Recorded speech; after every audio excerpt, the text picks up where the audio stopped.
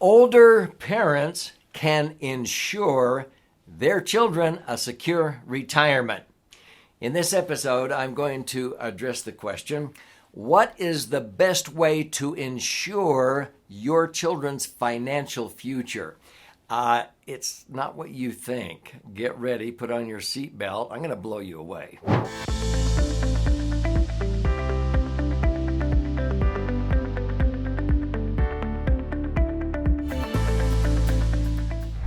So, my name's Doug Andrew. I've been a financial strategist and a retirement planning specialist now for more than 48 years. And in that nearly 5 decades, I've helped thousands of people come through what we call clarity retreats, abundant by choice events, legacy events, retire by design events. I've been very honored in my life to have authored 12 books. I'm working on my 13th right now. And in all of these various settings, my goal is to empower people, give them insights into opportunities that maybe they didn't know existed before. And in this episode, I'm about to do that because when people ask, Doug, how can we help our children best ensure that they have a sound financial future, that they'll have a comfortable retirement without just dumping it in their lap, because I teach about equal opportunities, not equal distribution, and not just giving everything to your children, because that often ruins them. So here we go. When we talk about the assets that a lot of us have, many people are shocked to learn or understand that we all have an asset called our insurance capacity. And people go, what? So let me explain what I mean by insurance capacity, because I've helped many people utilize this asset and they didn't even know they had it. Here we go. When you go to an insurance agent to obtain, let's say, a life insurance policy, many times people who are trying to be responsible and accountable when they're newly married or they're raising young children, they will insure their life with term insurance or whole life insurance or permanent insurance. Why? Because they want to make sure that if something happened to them, an accident, or they had illness come up, or they were to check out early, okay, if they didn't live as long as they had hoped to, they want to make sure that their loved ones, what we call beneficiaries, those that they leave behind, their dependents, have the wherewithal to continue to meet their goals and be able to live in dignity, get their college education or what have you, that you would have provided had you stayed around, okay? That's being responsible and accountable.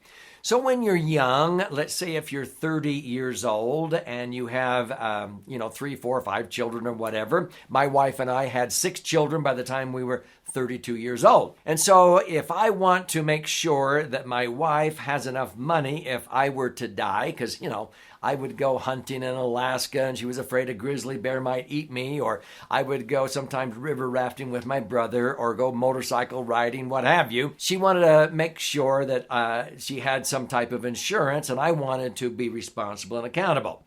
Now, if I want to insure my life, believe it or not, I cannot just go out and buy any amount of insurance I want. This is called insurance capacity. When you're younger, you can usually qualify for a certain factor times your income. At age 30, you can usually qualify for maybe up to 30 times your income. If you were making $100,000 a year, 30 times that would be $3 million. You can qualify for up to $3 million of life insurance. I don't care if you have the money to buy 10 million, you have to prove to the insurance company's underwriters that there's a reason and justification for the amount of insurance you're applying for, so that if you do die, you maintain the same lifestyle you were providing while you were alive.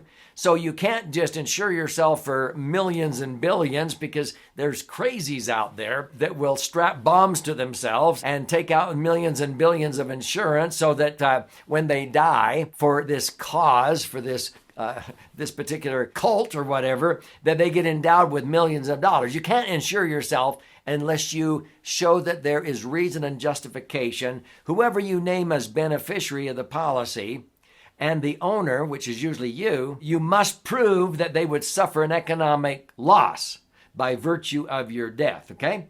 So when you're younger, it's usually a factor times your income. As you get older and the children leave the nest, when you're maybe 55 or 60, you can only qualify for maybe 8 times your income. Now, your income might be much higher, but then the underwriters shift to insurance capacity being a factor of your net worth. And if your net worth, everything you own minus what you owe, is $10 million, then you can qualify for insurance, a percentage of your net worth, maybe up to half of your net worth if it's for estate taxes, which sometimes get as high as that, sometimes higher, or up to 1 times your net worth, but no more. This is defined as insurance capacity. There's only a certain amount of insurance that you can have. Most people do not use all their insurance capacity. They think it's a cost. Actually, it's an asset. Here's why. Let's say that I have an insurance capacity of $10 million. And later in life, I only, see a need to have 3 or 4 million of insurance to pay for maybe any possible estate tax when I die, because after me and my wife pass away, an estate tax might be due if our estate is over a certain value, depending upon, whether the administration believes in an estate tax or not. And it could require anywhere from 40, 50, 60% to be paid in 9 months after our deaths to the federal government. That's called an inheritance tax. So oftentimes older people will have insurance to pay the federal government the estate or inheritance tax. Sometimes they want to insure themselves to gift to a charity or what have you. But many times people think, well, I don't need insurance anymore. I insured myself when I was younger. Now I have the money. So why should I have any more insurance? Well, they're missing the boat. In this example, let's say I have 6 million of insurance capacity. If I have, let's say, a net worth of 10 million, and I'm not using it. Well, it's an asset. Well, if I don't want to use it, who might want to use my insurance capacity? Maybe my children? Yeah, why? Okay, here we go. I had a conversation with my children one day, and I said, you know what? Contrary to maybe what you think, your dad is not immortal. I'm going to die someday. Oh, Dad, is this going to get morbid? No. Listen, I have insurance capacity I'm not using. Now, I can qualify for that, and I can take out, some $1 million life insurance policies on my life. And when I take it out, I will justify it because of my net worth. And the beneficiary can be my estate and everything. But once I have qualified for that insurance or use that capacity, you can become the owner of one of these $1 million policies. Now, I'm not just going to give it away. You're going to have to put the money in. But see, you can either put in maximum amounts like I do to have tax-free accumulation and tax-free access.